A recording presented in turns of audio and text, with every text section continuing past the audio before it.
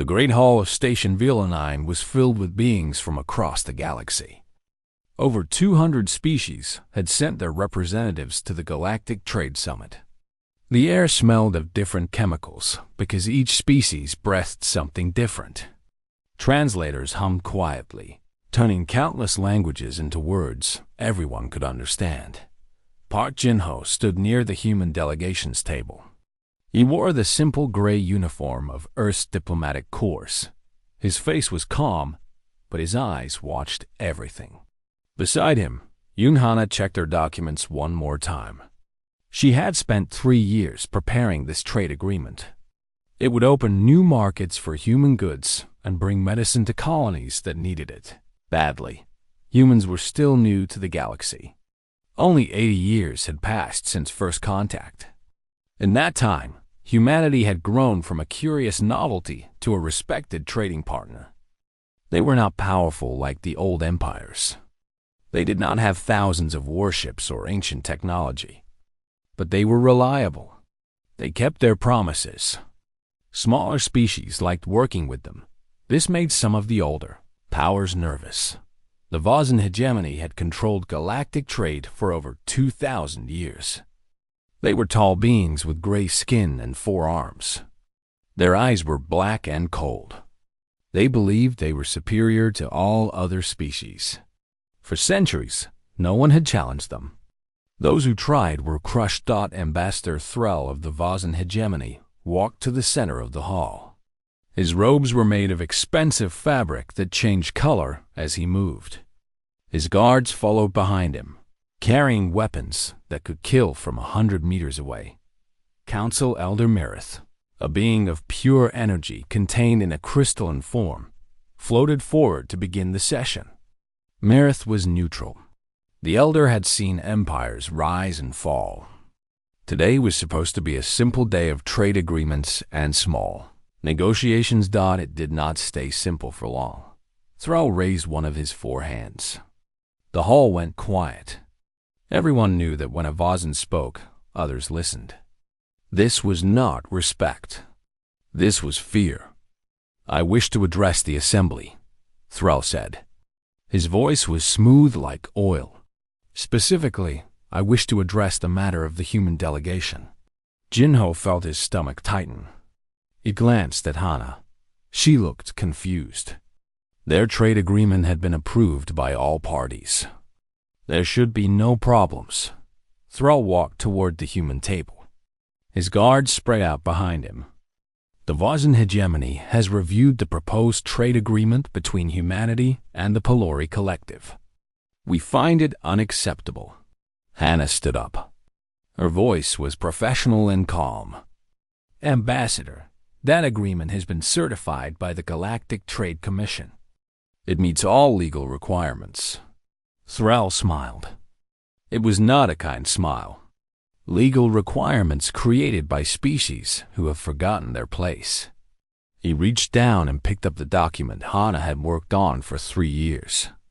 "This agreement threatens Vozen interests. Therefore, it will not happen." He tore the document in half. Then he tore it again.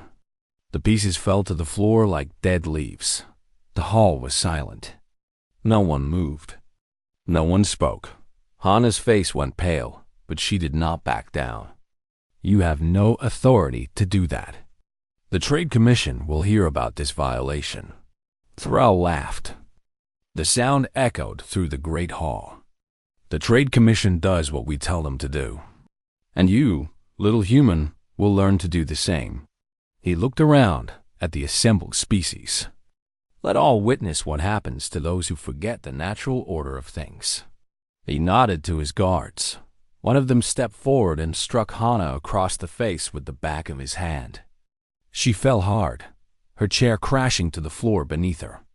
Blood appeared on her lip. Jin-ho moved immediately. He knelt beside Hana and helped her sit up. His hands were steady, but inside, something cold and hard was forming in his chest. He had served in difficult places. He had seen cruelty before, but this was different. This was public. This was deliberate. This was a message. The other delegations watched in silence. Some looked away. Others seemed almost relieved that it was the humans being humiliated and not them. This was how the galaxy worked. The strong did what they wanted. The weak accepted it. Thrall looked down at the humans with disgust. Your species is a genetic mistake. You crawled out of the mud on a poisonous world, and somehow you survived. But survival does not make you worthy. You are children playing at a game you do not understand. Remember your place, humans. You are nothing. Jinho helped Hana to her feet. She was shaking, but not from fear. He could see the fire in her eyes. He touched her arm gently. Not yet, the gesture said. Not here. He turned to face Thrall. Every eye in the hall was on him. They expected him to apologize. They expected him to beg. That was what young species did when the Vozens punished them. Jinho did not beg. You will remember this day, Ambassador, he said. His voice was quiet, but it carried through the silent hall. Not because of what you did to us, but because of what you have started. Thrall laughed again. Is that a threat, human? From a species with 50 ships against our 50,000? Jinho did not answer. He simply helped Hana gather what remained of her documents. They walked out of the hall together, their heads held high. The doors closed behind them. Thrall turned to the assembly with a satisfied expression. Let that be a lesson to all. The Vozen hegemony does not tolerate challenges to our authority. 3 days later, a Vozen warship patrolling near the border encountered a human medical vessel. The vessel was called the Hope's Light. It carried doctors, nurses, and medical supplies for a colony suffering from a disease outbreak. It also carried 47 passengers. 12 of them were children traveling to meet their families. The Vozen captain claimed the vessel had entered restricted space. This was a lie. The ship's navigation records would later prove it was in neutral territory. The warship opened fire. The Hope's Light had no weapons. It had no shields strong enough to stop military weapons. The attack lasted less than 2 minutes. When it was over, nothing remained but debris and silence. 47 humans died. 12 children died. Doctors who had dedicated their lives to healing others died. All of them murdered for being in the wrong place while belonging to the wrong species. The news reached Earth 16 hours later. The government called an emergency session. Military commanders were summoned. Intelligence reports were reviewed. The galaxy expected anger. They expected loud protests and demands for justice. They expected threats that everyone knew humanity could not back up. Earth went silent. No statements. No demands. No protests filed with the Galactic Council. Just silence. On Station Villor 9, Ambassador Thrall heard about the attack and smiled. Good, he said to his staff. Now they understand their place. Weak species always do, once you show them pain. He was wrong. On Earth, in a room deep beneath the mountains of Korea, Admiral Beek Sungwoo looked at the images of the destroyed medical ship. His face showed no expression. Beside him, his most trusted officers waited in silence. They killed our children, the Admiral said finally. They killed them and called us weak. He turned to face his officers. Begin preparations. Call back every veteran. Convert every factory. Wake up every scientist. One officer spoke carefully. Sir, the Council will want to negotiate. They will say we cannot win against the hegemony. Admiral Beek's eyes were cold like winter ice. We do not negotiate with those who murder children. We do not bow to those who strike our people and call us nothing. He paused. The galaxy thinks they know what humans are. They are about to learn how wrong they are.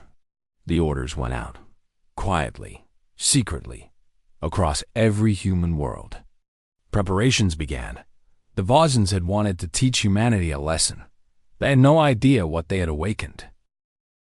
3 weeks passed after the destruction of the Hope's Light. The galaxy waited for humanity's response. News channels across 1,000 worlds speculated about what the humans would do. Most experts predicted quick surrender. Others thought there might be some small protests before Earth accepted its place. Instead, there was nothing. The Galactic Council received no formal complaints. The Vozen hegemony heard no threats. Human ambassadors continued their normal work, quiet and polite as always. Trade ships still flew their routes. Colonies went about their daily business. High Commander Veth of the Vozen military found this amusing. He stood in his war room on the Vozen homeworld, surrounded by holographic maps of the galaxy. His forearms were crossed over his chest as he spoke to his officers. "The humans are cowards," he declared. "We killed their people and they do nothing. This proves what we always knew. They are a weak species. They understand only strength." His officers agreed. One of them, a young commander eager to prove himself, stepped forward. "High Commander, perhaps we should take this opportunity to claim some of their colony worlds. If they will not fight for their dead, they certainly will not fight for territory." Veth considered this. The idea pleased him. Human colonies produced valuable goods. Their medical technology was surprisingly advanced. Taking a few worlds would send a clear message and add to Vozen wealth. "Begin planning," Veth ordered.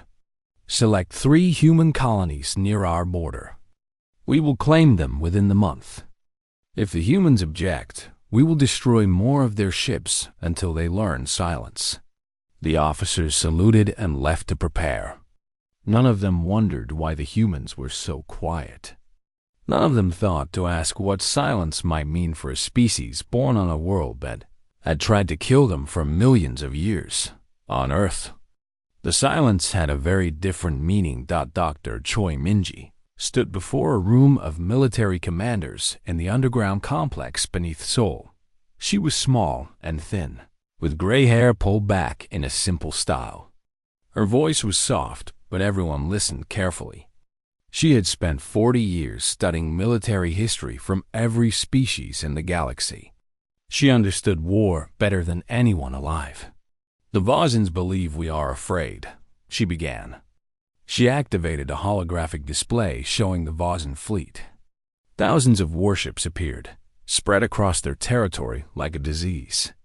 They have 50,000 combat vessels. We have 312. By their math, we cannot win. Admiral Beek Sunwoo sat in the front row. His face was stone. "Their math is wrong." Dr. Minji smiled slightly. "Yes, because they do not understand what we are." She changed the display to show Earth. "Our world has tried to kill us since we first existed. Ice ages froze us. Plagues nearly ended us. Predators hunted us. Even our own sun gives us cancer." She paused. Every other species in this galaxy evolved on gentle worlds. Worlds with stable climates and low radiation. Worlds that did not fight back. She showed images of Vozen soldiers. They were tall and strong, but their skin was thin. Their bones were light. They came from a world with low gravity and calm weather. "We are what this galaxy calls Deathworlders," Dr. Minji continued. "Our gravity would crush most species. Our diseases would kill them in days. Our predators would eat them like snacks. We survive things that would end any other civilization." A young officer raised his hand. "But their technology is far beyond ours. Their ships are larger. Their weapons are stronger." Dr. Minji nodded. "True, but technology is not everything. The Vozens have fought many wars in their history. Do you know how those wars were fought?" She did not wait for an answer. Limited engagements. Careful battles with clear rules. When one side lost enough ships, they surrendered. Honor was preserved. Life continued. She changed the display again. This time, it showed human history. Images of ancient battles appeared. Men fighting with swords and spears. Ships burning on dark seas. Cities reduced to ash. Humans invented something no other species has, she said. We call it total war. When we fight, we do not stop. We do not accept limits. We burn crops. We destroy factories. We fight until one side cannot fight anymore. We have done this to each other for thousands of years. The room was silent. The Vozans think this will be like their other wars, Dr. Minji concluded. A quick battle, followed by human surrender. They do not understand that surrender is not in our nature. We will fight until we win or until we are all dead. And we will make them pay for every single step. Admiral Beak stood. How long until we are ready? 2 more weeks for the main fleet conversions. 4 weeks for the special weapons programs. The Admiral nodded. The Vozans are planning to take 3 of our colonies. Let them come. Let them think they are winning. When we are ready, we will teach them what humans do to those who hurt our families. Far from Earth. In the neutral zone between empires, a man named Kang Do-hun sat in a small bar drinking something that tasted like rust. He did not enjoy the drink, but he was not there for pleasure. He was an intelligence operative, one of the best Earth had ever produced. His job was simple: watch, listen, and report. The bar was filled with traders and travelers from dozens of species. They talked freely here, believing themselves safe from listening ears. Da-hyun's translator implant caught every word at a nearby table. 2 Vozan merchants were laughing loudly. Did you hear about the humans? One said, their medical ship gets destroyed, and they do nothing. Like frightened animals hiding in their burrow. The other Vozan drank deeply. My cousin serves in the fleet. He says High Commander Veth is planning to take human colonies. Easy conquest, he calls it. The humans will probably thank us for the honor of serving the hegemony. They both laughed at this. Da-hyun's face showed no reaction. He finished his terrible drink and left the bar. In his small ship, hidden among a field of asteroids, he sent an encrypted message to Earth. The message contained troop movements, fleet positions, and the names of the colonies the Vozans planned to attack.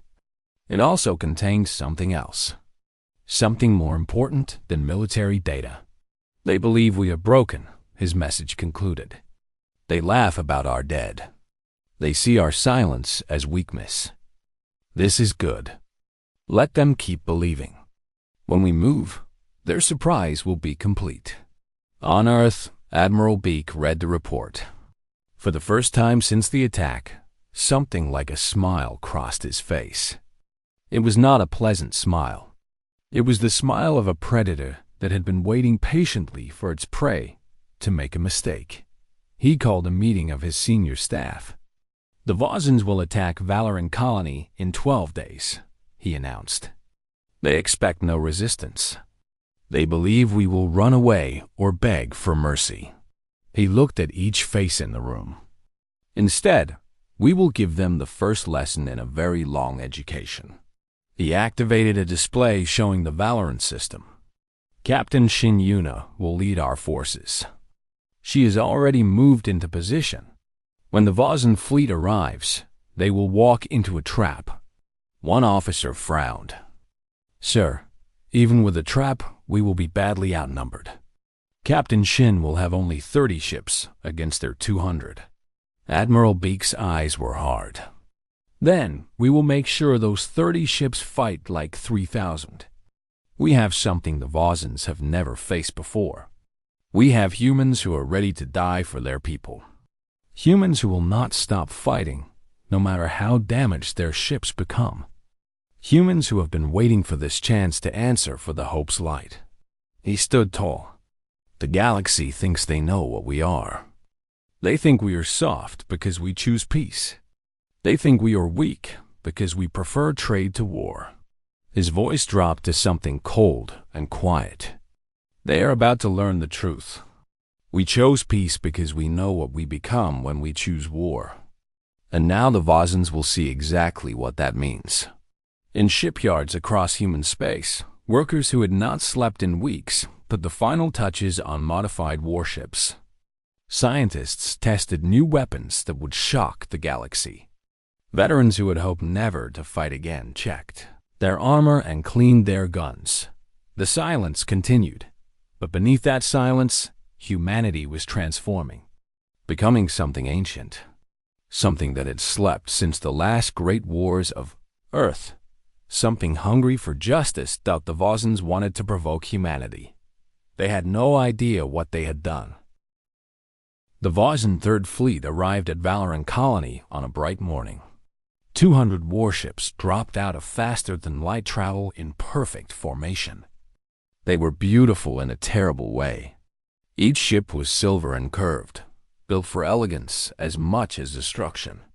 The Vozens believed in showing their superiority in everything. Even War.Fleet Master Dren stood on the bridge of his flagship, the Eternal Dominion.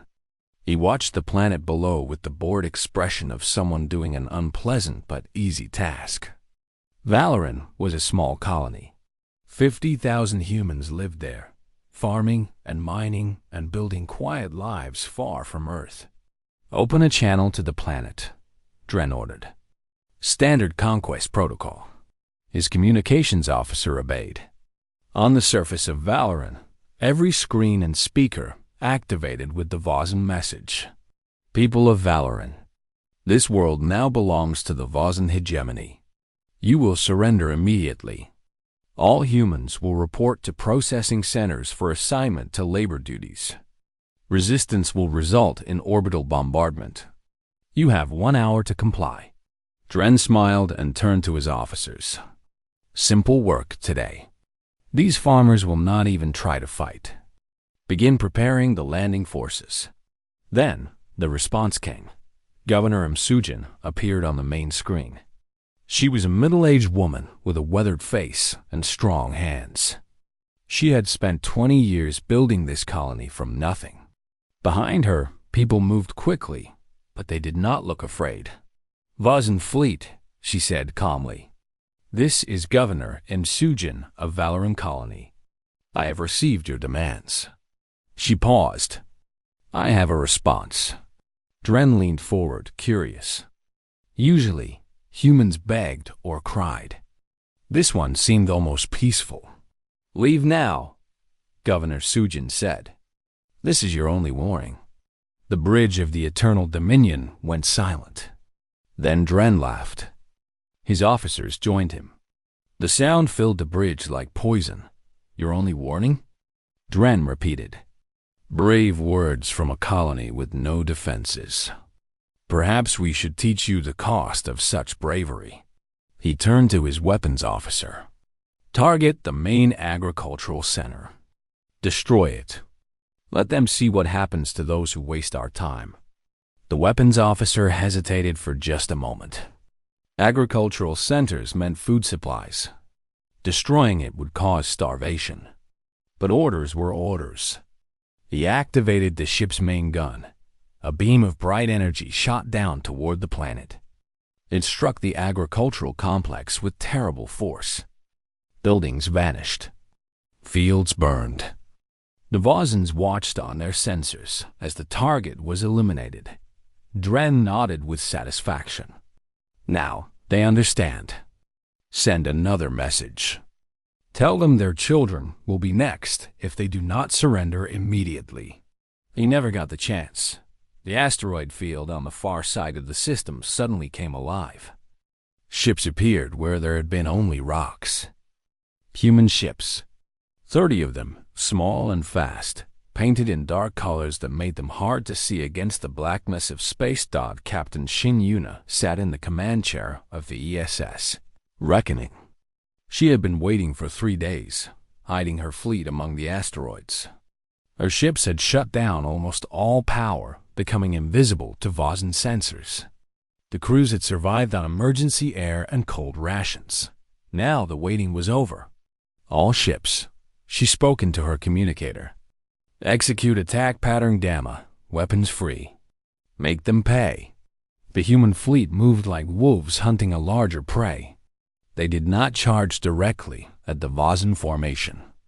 Instead, they came from multiple angles, forcing the enemy to divide their attention. Lieutenant O Taiwan commanded the weapon systems on the Reckoning. He was young, only 23 years old, but he had trained for this moment his entire adult life. His fingers danced across the controls, selecting targets and firing solutions. "Captain," he reported, "I have targeting solutions on their command ships. Their formations are too tight. They are not used to enemies who actually fight back." Yuna nodded. "Then let us teach them something new. All ships, concentrate fire on their flagship." 30 human ships turned their weapons toward the Eternal Dominion. They fired together in perfect coordination. Missiles and energy beams crossed the empty space between fleets. The Vozens had shields, powerful ones. But they had never faced weapons designed by humans who had spent centuries killing each other. The first wave of missiles carried special warheads that disrupted shield technology. The second wave found unprotected hull. The Eternal Dominion shook as explosions walked across its surface. Dren grabbed his command chair to stay standing. "Return fire! Destroy those insects." The Vozen fleet responded with overwhelming force. 200 ships against 30. By any normal calculation, this should have been a quick victory, but humans did not fight by normal rules. When Vozen weapons hit a human ship, that ship did not retreat. Even with hull breaches and fires burning through their corridors, human crews stayed at their stations. Wounded officers gave orders with blood running down their faces. Engineers patched damage while the ship shook around them. "The human vessel Defiant has lost main power," a Vozen sensor officer reported to Dren. "But they are still firing. They are using backup systems." Dren stared at his screens in confusion. That ship should be dead. Why are they still fighting? "Because humans do not surrender," a voice in his mind whispered. He pushed the thought away. Lieutenant Taiwan saw an opportunity. 3 Vozen destroyers had moved too close together, trying to concentrate their fire on a single human ship. It was exactly the mistake he had been waiting for. "Captain, I have a plan," he said quickly. "If we fly into that formation and detonate our nuclear charges at close range, we can destroy all 3. Our hull is strong enough to survive the blast if we angle our shields correctly." Captain Yuna looked at him. What he was suggesting was insane by galactic standards. Flying into the enemy formation meant exposing themselves to fire from all directions. Any other species would consider it suicide. "Do it," she ordered. The Reckoning accelerated toward the enemy formation. Vozen gunners tried to track the fast-moving ship, but humans built their vessels for speed. The Reckoning wove through enemy fire like a dancer through a crowd. "Charge ready," Taiwan reported. Detonation in 3, 2, 1. The nuclear blast was beautiful and terrible. A small sun bloomed in the middle of the Vozen formation. The 3 destroyers vanished instantly. 2 more ships nearby lost their shields and drifted, helpless. The Reckoning tumbled from the blast wave, but her hull held. Her crew was thrown around, but they climbed back to their stations and kept fighting. The battle lasted 6 hours. 6 hours of continuous combat. Human ships took damage that would have forced any other species to surrender. But they kept fighting. When main guns failed, they used backup weapons. When backup weapons failed, they rammed enemy ships. The ES Horizon, her engines destroyed and her crew mostly dead, made one final run at a Vozen battleship. The remaining crew steered their dying ship directly into the enemy's reactor core. Both ships exploded together. The Vozens had never seen anything like it. When the battle finally ended, the human fleet had lost 18 of their 30 ships. But the Vozen Third Fleet was annihilated. Of 200 warships, only 3 survived. They limped away at emergency speed, carrying word of what had happened back to the hegemony. Captain Yuna surveyed the battlefield from her damaged bridge. Bodies floated in the wreckage of destroyed ships. Debris spread across millions of kilometers. It was horrible, but they had won. "Send a message to Earth," she ordered. Her voice was tired but strong. "Tell them Valoran is secure. Tell them the Third Fleet has been destroyed." She paused. "And tell them we are ready for whatever comes next." On the Vozen homeworld, High Commander Veth received the surviving captains in his war room. His face was gray with shock as he listened to their reports. "They flew into our formations," one captain stammered. "They did not stop when we hit them. They kept fighting even when their ships were falling apart around them." He was trembling. "What are these creatures?" "They are not like any species we have ever fought." Veth said nothing. For the first time in his long career, he felt something unfamiliar. Fear. The galaxy had seen the humans as weak and young. They had seen a peaceful species that preferred trade to war. They had thought this meant humans could be bullied and controlled. They were wrong. Humanity had simply been choosing to be peaceful. Now that choice was gone, and the galaxy was about to discover what humans became when peace was no longer an option. News of the Battle of Valoran spread across the galaxy like fire through dry grass. Within days, every species with access to communication networks knew what had happened. 200 Vozen warships destroyed. The mighty Third Fleet annihilated by 30 human vessels. The reaction was different everywhere. On the Vozen homeworld, the government tried to hide the truth. They claimed the battle had been a minor skirmish, a small setback that would soon be corrected. But soldiers talk. Merchants travel. The truth leaked out despite their efforts. On smaller worlds, species that had lived under Vozen control for centuries whispered to each other in dark corners. Could it be true? Could someone actually defeat the hegemony? Was freedom possible? In the Great Hall of the Galactic Council, Elder Marith floated before the assembled representatives. The crystalline being had seen many surprises in their long existence. But this was something new. "The evidence is clear," Marith announced. "The human military forces have achieved a significant victory against the Vozen hegemony. This changes the balance of power in the galaxy." Ambassador Threll of the Vozens rose from his seat. His forearms trembled with rage. "This changes nothing. A lucky victory by desperate animals. The hegemony will crush them completely." A voice interrupted him. "Will you, Ambassador?" Yunhana stepped forward. The same woman Threll had humiliated weeks ago now stood before the council with her head high. The bruise on her face had healed, but she had not forgotten. She would never forget. "You called us genetic mistakes," Hana continued. "You said we would learn our place.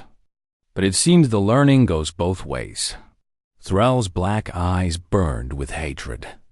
"Enjoy this moment, human. It will not last. The Grand Fleet is mobilizing. Your species will be erased from the galaxy." Hana did not flinch. "Perhaps. But we will not be erased alone." She turned to address the entire council. "The Vozen hegemony has oppressed countless worlds for 2,000 years. They have taken your resources, murdered your people, and called it natural order. But there is nothing natural about tyranny." She paused to let her words sink in. "Humanity did not seek this war. We wanted only to trade and grow in peace.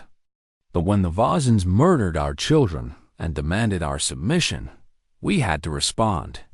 Not because we love war, because some things are worth fighting for." Par Jinho stood beside her, presenting data on portable displays. "These are the records from Valoran," he explained. After the battle, human forces provided medical care to wounded Vozen survivors. We treated their injuries. We gave them food and water. We did not torture them or execute them. Murmurs spread through the council. This was not how wars were fought. The Vozans certainly did not treat their prisoners with kindness. And here are records from the colonies we have liberated, Jinho continued. New images appeared. Human soldiers sharing rations with starving alien civilians. Human medics treating diseases that the Vozans had left untreated for years. Human engineers helping to rebuild damaged infrastructure. We do not want to conquer anyone, Hana said firmly. Every world we free from Vozan control is given its independence. We ask nothing in return except friendship. Elder Mareth watched these proceedings with growing interest. In all their long existence, they had never seen a species behave this way. Conquerors took. That was the nature of power. But humans were giving. After the council session ended, Mirith found Hana in a quiet corridor. You are doing something very unusual, the elder said. Most species that achieve military success use it to build empires. You are deliberately refusing power. Why? Hana considered the question carefully. Because we know what empires become. We have had them on our own world. They rise, they oppress, and eventually they fall. We do not want to rule others. We want to live beside them as equals. And if others use this generosity against you, then we will defend ourselves. But we will not become the thing we are fighting against. Marith was silent for a long moment. I have lived for over 10,000 years. I have seen many species claim noble intentions. You are the first I have seen act on them. Far from the council chambers, on a small world called Morith, a different conversation was taking place. The Moradi were a reptilian species with green scales and wise eyes. They had been conquered by the Vozans 800 years ago. Generations had been born and died under hegemony rule. Ambassador Krull was old even by Moradi standards. He remembered stories from his grandfather about the time before conquest. Stories about freedom. He had always thought they were just dreams. Now those dreams seemed possible again. He sent a secret message to the human delegation. It was encrypted using methods the Vozans did not know about. 3 days later, a reply came asking for a meeting. Krell met Yoon Hana in a hidden location, an abandoned mining station far from any patrol routes. The risk was enormous. If the Vozans discovered this meeting, Krell would be executed along with his entire family. You know what you are risking by contacting us, Hana said. Krell nodded. I know, but some risks must be taken. He leaned forward. My people have suffered for 800 years. We have watched our children grow up as servants of the hegemony. We have buried our elders in unmarked graves because the Vozans would not allow us proper ceremonies. His voice cracked with emotion. When I saw what your soldiers did at Valoran, I wept.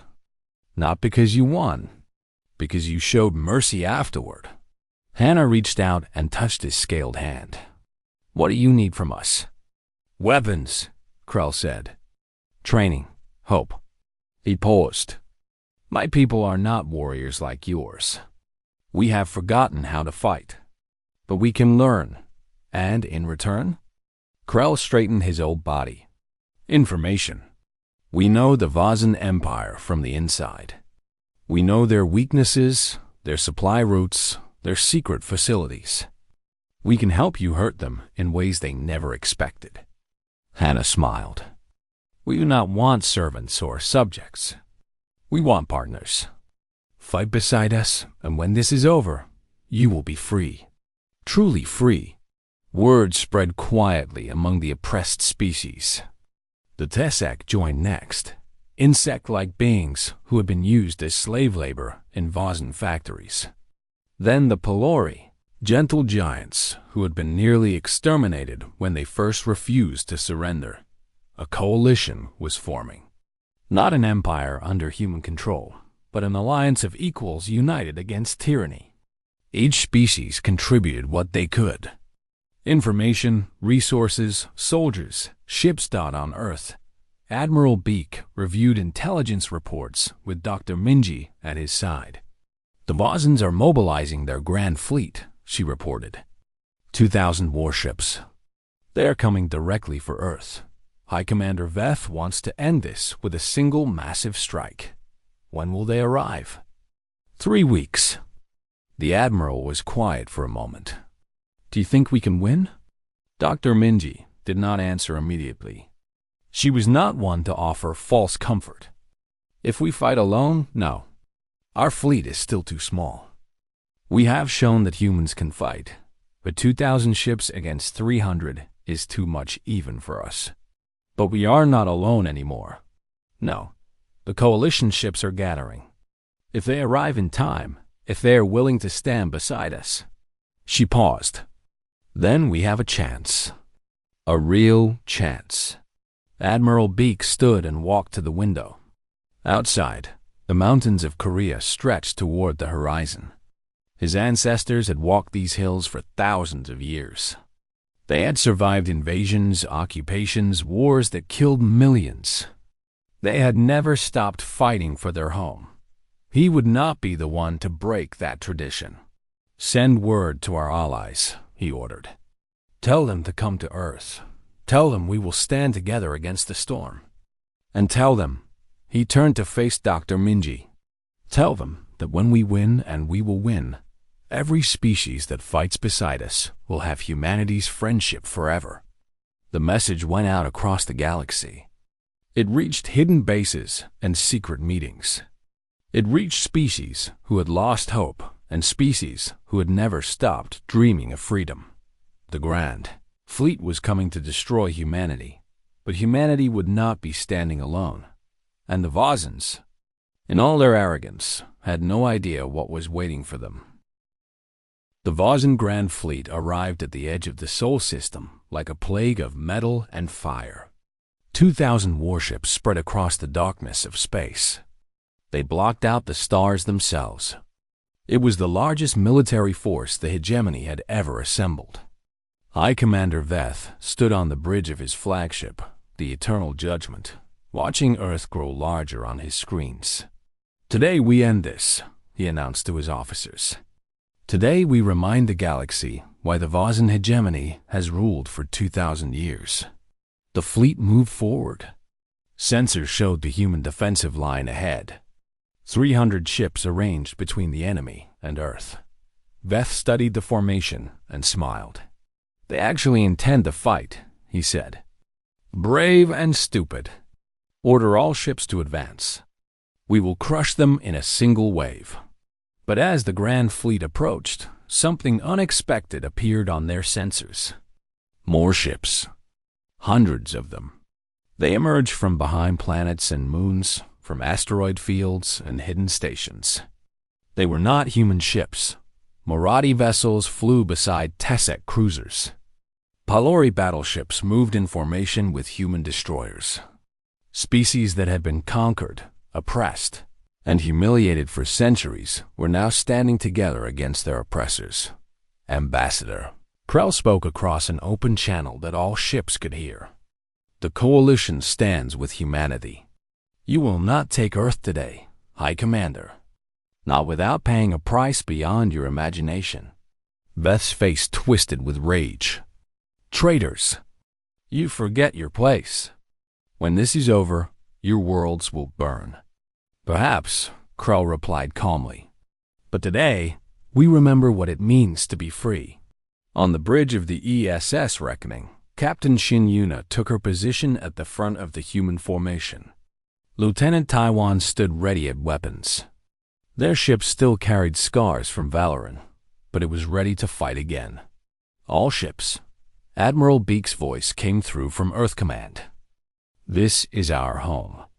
Behind us are 8 billion people who are counting on us. Our families. Our children. Our future." He paused. "The enemy believes we will break. They believe we will run. Show them what humans do when our home is threatened. Show them what we become when we have nothing left to lose." The battle began. Vozan ships opened fire with weapons that could destroy cities. Energy beams crossed the empty space between fleets. Missiles flew by the thousands. The first human ships took hits and began to burn, but they did not retreat. The Coalition answered with everything they had. Human weapons, designed by engineers who had studied centuries of warfare, found gaps in Vozen shields. Marathi ships, built low and sturdy, absorbed damage that would have destroyed lighter vessels. Tesek fighters swarmed enemy destroyers, too small and too many to track. Veth watched this tactical display with growing disbelief. The Coalition was fighting harder than any enemy he had ever faced. Ships that took critical damage kept firing until they literally fell apart. Wounded crews refused to abandon their stations. It was as if death meant nothing to them. "What are these creatures?" he demanded. A captured human soldier had given him the answer once. Now those words echoed in his mind. They do not stop. They never stop. On the reckoning, alarms screamed as another hit shook the hull. Smoke filled the bridge.